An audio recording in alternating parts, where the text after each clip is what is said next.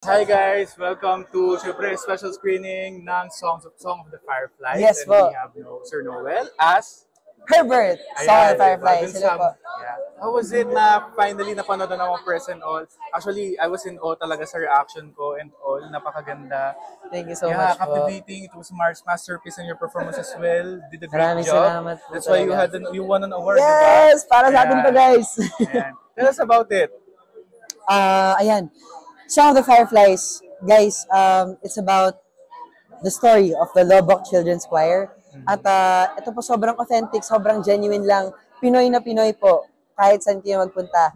This is set in the 80s, if I'm not mistaken. At makikita nyo yung nostalgia. Nostalgia at yung mga bagay na pareho pa rin hanggang ngayon. At for sure, kahit saan po kayo galing, you will relate to some extent. Sana po ay makapanood nyo Song of the Fireflies. Si Herbert po, nagbibinata na character. Yun, yeah. So, member po ako ng choir, Lobok Children's Choir. At yung challenge ko po dito is, paano ako makakalagpas sa singing competition na pumipiyok? Wow! Ganun po talaga. Abangan nyo yung eksenang yun. Abangan nyo yun, You should guys. watch that kasi parang... Opo. Kasi syempre, no, kapag nagbibinata, talaga nangyayari talaga yun. Opo. At the same time, umiibig. Yes! Umiibig na si May Noel pag-ibig, dito. guys. Ayan, diba? Abangan nyo po yan. Yes. Ayan. So, yung po yung pinaka-horror ng pelikula. Hindi po siya horror. Feel good po siya. Very feel good film. So, kung gusto niyo po mag-enjoy with your family or with yourself, please watch Song of the Fireflies. Hindi po sayang ang bayad dyan. Promise. Mas nakilala ka doon sa Ninya Ninyo. Opo, yes po. Sa po. TV5, ang liit mo pa, ang cute mo. Ay, thank you now, po. tignan mo talagang nagbibinata na and binata na talaga si Sir Noel. Yes diba? po. And ito, no, working with Morissette, kamusta naman?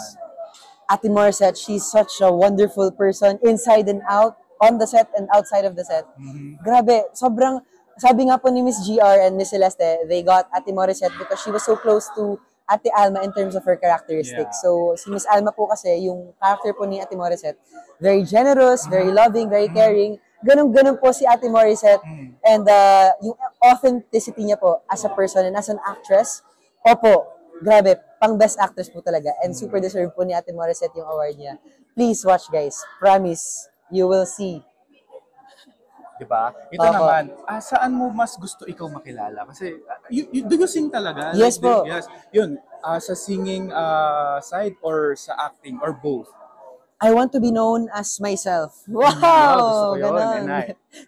Pero ano po kasi, as Noel, I started acting when I was 6 years old. Yes, Musical theater when I was 7. So, acting and singing and dancing at the same time.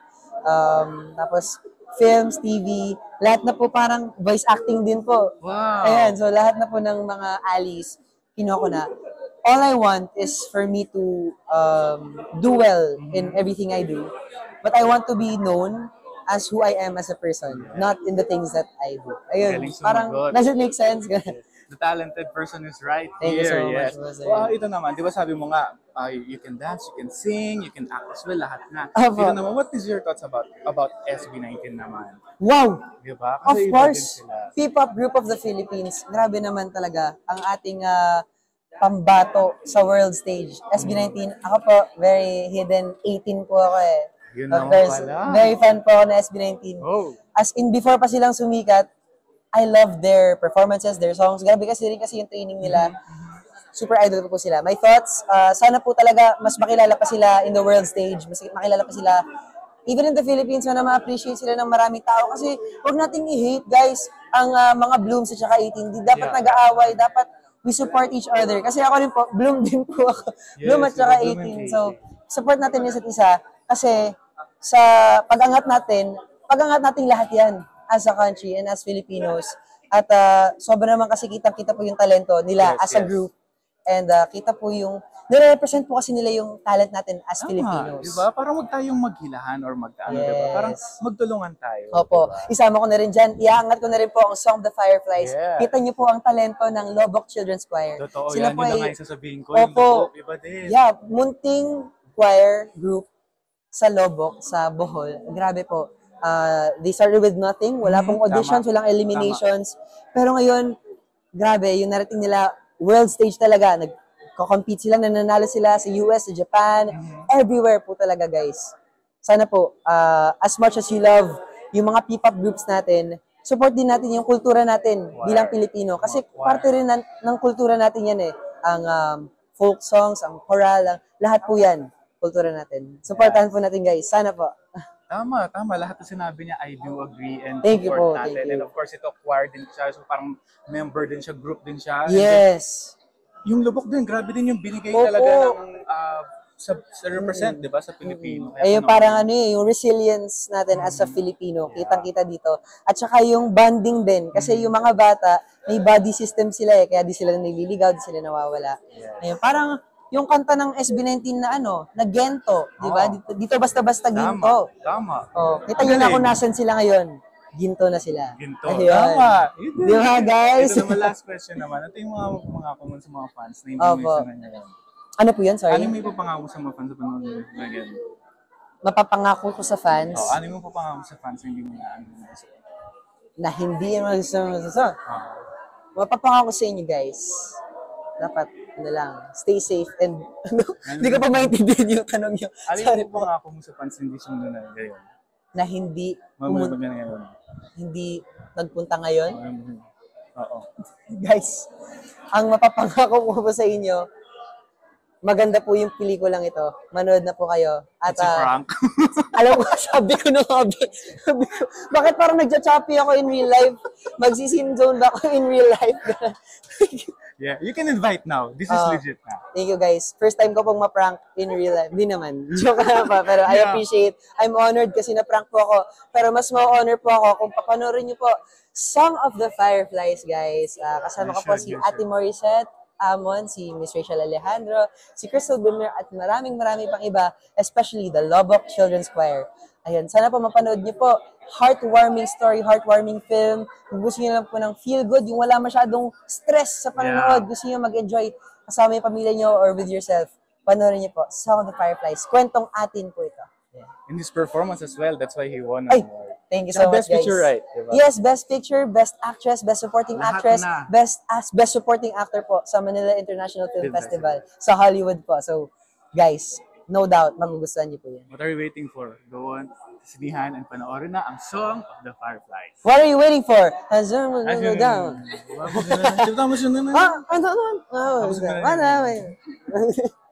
Embrace the challenge. She's used to concerts and performing on television, and she had to find that part of her that's just about honesty. And like, wala siyang masyadong makeup, the clothes were, di ba? I mean, patayin mo man ako, hindi ko susuot yung mga suot niya, yung mga gano'n, di ba? So unflattering, di ba?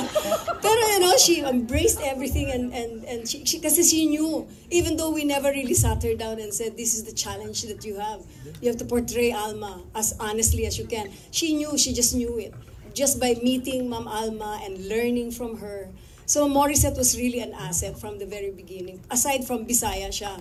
So she knew that, di ba? At tapos, and then her singing, my God, when we went to Bohol the first time to shoot the teaser, that was the first time that Ryan gave her the melody for that song, Alitap-tap, the final song. Na every time I watch the film, and I think I've watched the film at least 50 times, every time I get to that, I'm crying. Because the music is so beautiful, the rendition is so heartfelt, and then ang ganda-ganda ng trabaho ni Krina, the way she scored it, it's so beautiful. So, yun ang number one challenge, how to portray Alma, Ma'am Alma, fairly, justly, because she's a very special person. We didn't want her to be anything that trivia lang or anything. And then we had to shoot in Bohol and then in Manila. Tapos syempre nag-pandemic. Diyos ko, and one of the crew even was affected and passed away. Ganon. And then the children were growing up fast. There's Sarge Lacuesta. He's our co-producer and writer. He wrote everything in the film. Late ka nga eh. Kasi 4 na beses ko nang napanood. Ako, 50 times na nga. So, those are some of the challenges. The financial was always a challenge. It still is, di ba, girl? It still is a challenge. And we're praying that the public will want to see Song of the Fireflies with your help. with the help of the media, if you can write beautiful things about it, then I'm sure the public will come and will want to watch Morissette. At napakagaling ng Lobok Children's Choir, talagang may pagmamalaki natin sila sa buong mundo. Oh, we're very proud of the film. It took a lot of hard work from us and heartache. Pero I think it's really worth it. Every time I get to that point, I'm crying. So siguro naman talagang napakaganda. Thank you. Nurse Almo, GMA Online.